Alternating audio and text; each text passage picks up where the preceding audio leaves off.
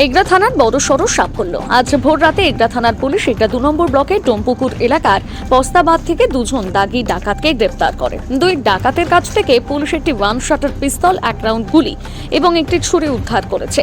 এগরা থানার আইসি বৈদ্যনাথ দাস জানান, গোপন সূত্রে খবর পেয়ে এগরা থানার পুলিশ টিম সৌরভ গড়াই এবং বুদ্ধদেব মান্না সহ অন্যান্য পুলিশ অফিসাররা রাতেই অভিযানে নেমে দুজনকে গ্রেপ্তার করেছে। তাদের কাছ থেকে একটি ওয়ান শটার পিস্তল, 1 রাউন্ড গুলি এবং একটা ছুরি উদ্ধার করা হয়েছে। তবে প্রাথমিক তদন্তে জানা যায় ডাকাতির উদ্দেশ্যে জড়ো হয়েছিল এরা। অভিযুক্ত শেখ সালিমের বাড়ি পটাশপুর থানা এলাকার